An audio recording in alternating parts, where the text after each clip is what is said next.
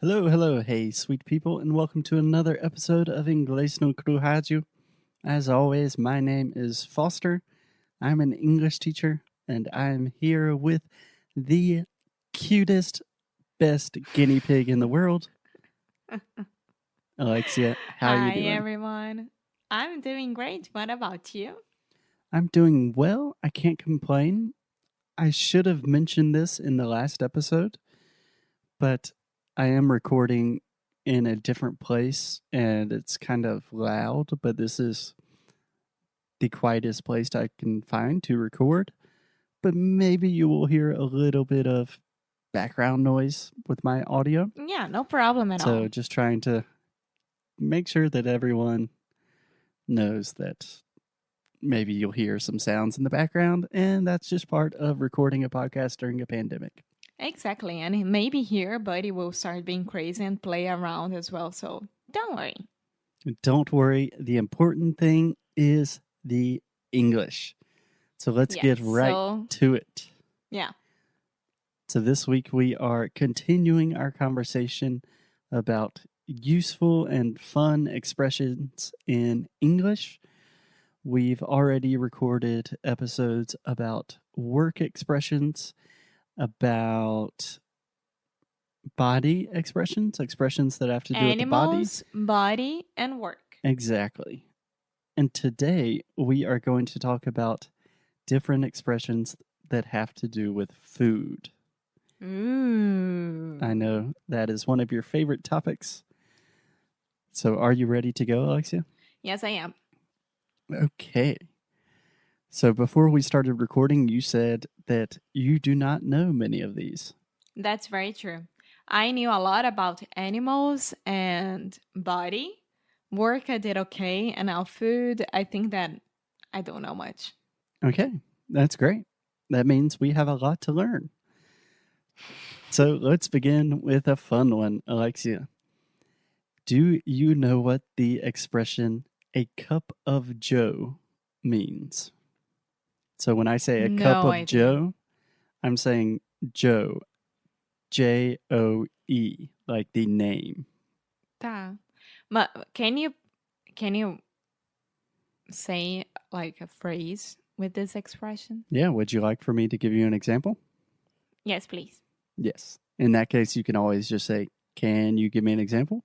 Yeah, I was trying to think about a phrase with that. So, just go ahead, Foster. Okay, I'll give you an example that might help you a little bit, but also keeps a little bit of mystery. So, hey, Alexia, I'm a little tired. Let's get a cup of Joe. I would say let's get, I don't know, drink wine. Drink wine. Yeah, there's nothing like a good glass of wine to wake me up in the morning. Well, no, maybe. In the morning? You didn't say when was it? I said I was a little tired. Yes, but you could be like off work, out of work, and then no, when you come back from home, when you finish work, and then you are tired, and you are like, okay, I'm tired. Let's get a cup of Joe. Yeah, that does make sense. I was trying not to give you too big of a spoiler, but a cup of Joe is a cup of coffee. I wouldn't know that. I don't drink coffee at all. That is a good excuse. And to be honest, everyone, I would say almost all Americans know this phrase. They understand exactly what you're saying. If you say a cup of Joe, it's probably not as common with people of our generation. So we are 30 years old, but I hear this a lot more frequently with older people, like my parents, Boomers. grandparents. Yeah, they often say cup of Joe when they're talking about a cup of coffee. Okay, good to know. Because I know that when your dad or your mom say this to me one day, maybe it's not. Yeah, so next time you're in the office speaking to an English speaker, if you say, hey, do you want to take a break? Let's get a cup of Joe.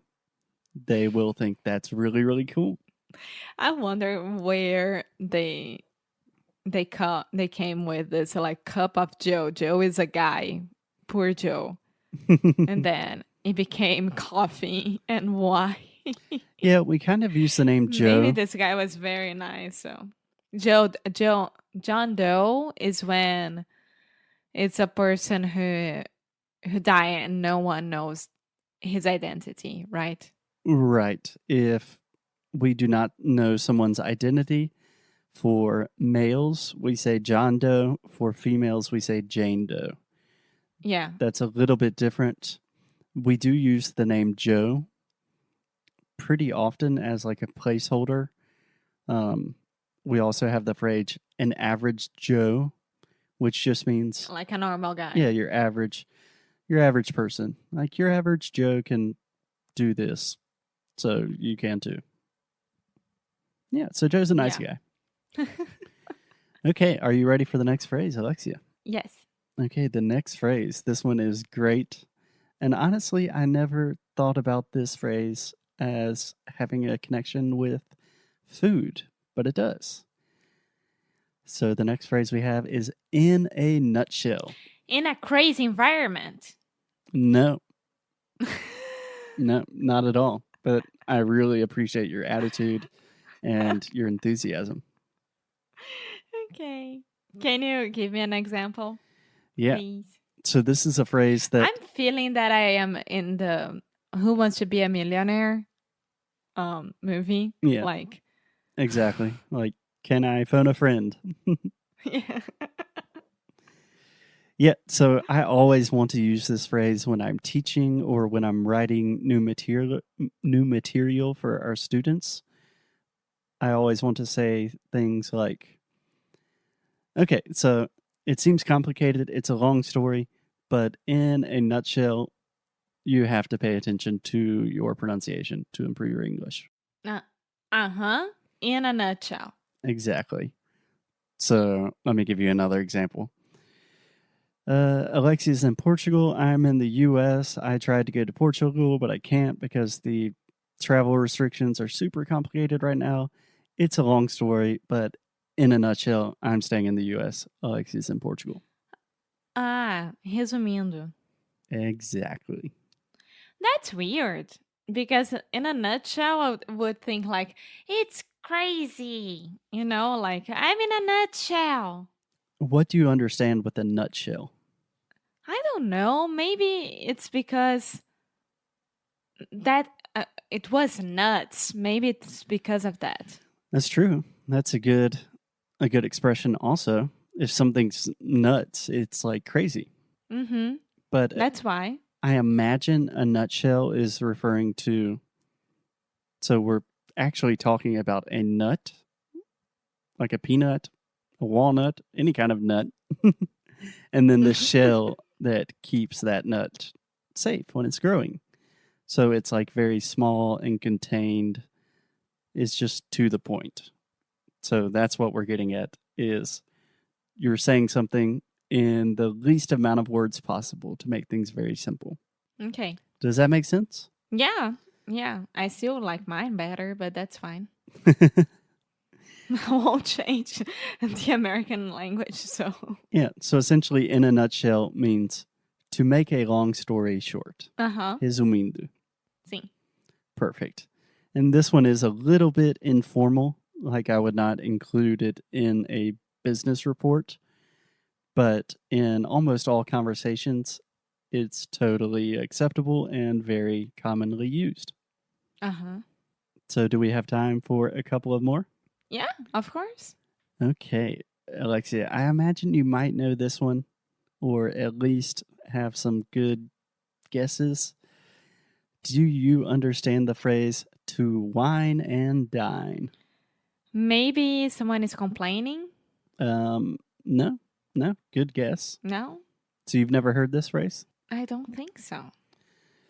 So let me give you... I said someone is complaining because of, the person is whining about something. It's complaining about something. Yeah, so to whine, WHINE, is to complain. That's another way to say to complain. But this is whine, as in vinho, W-I-N-E. Sim. So let me give you a real example. When my dad and my mom are going out to eat, my mom will say, "Hey, Foster, do you have dinner plans tonight? Because your dad's taking me out. He's going to wine and dine me." Aw. This is weird, but that's nice. It's very weird. It could be weird if you're thinking about it in like a sexual way, Oh, this is very weird. but it's not like that. It's so weird. Get your mind out of the gutter, Alexia. Okay, give me another example, please. Let me just tell you the definition and explain it because I don't want any dirty images of my parents in my head. So to wine and dine simply means to treat someone to a fancy, normally a dinner, I would say. So it's just when you invite someone and then you pay the bill. Yeah, I would almost exclusively use wining and dining for dates. And it's like, we're going to have a nice meal, probably a date, probably we will drink some wine, and I'm going to pay for it. Okay. Yeah. A quite common phrase. It could potentially have some different implications if you use it incorrectly. Just like Netflix and chill. Yeah. Almost opposites if you think about it. Netflix and chill means... But you can have different connotations the way that you say it. Yeah. So just to explain, Netflix and chill is a much more modern expression that could mean, hey, do you want to watch Netflix and chill and relax? But it's often used as a euphemism for sexual activity. Yes. Yeah. But in general, Netflix and chill seems very casual, and to wine and dine is very fancy. Okay. Okay, cool. The last phrase of the day. Alexia, can I get a drum roll? The last phrase that we have connected to food for today is to be fed up. I'm done with that. I can't stand that anymore. I'm fed up. Exactly. And this is another one that I honestly have never thought about this being connected to food, but to be fed up, this is the verb to feed in the past. Uh-huh. So it's to be completely full of food. Completely full. Full with food. Yeah, exactly. You are filled up. So to feed, alimentar, right? And if you're fed up, you are completely full. Yeah. Okay, so can you explain this to me? Yes, I am fed up with a lot of things right now, but especially the thing that we can't travel to see each other. I'm fed up with that. Exactly. And how would you translate this in Portuguese? Eu tô de saco cheio. Saco cheio. Yeah, perfect. I was going to say... Yeah, mas é exatamente a mesma coisa, saco cheio. É. Tipo... Eu estou pensando, não aguento mais. Ou isso, não aguento mais. Estou de mas saco assim, cheio. tô de saco Perfect. cheio. É. Cool. I think that's a perfect place to end for today, Alexia. Saco cheio. Okie dokie. So it was good. See, I didn't know much. I learned a lot. Let's see how it goes. Yeah, that was great. Tomorrow we will be back in your ears with some more fun expressions with food.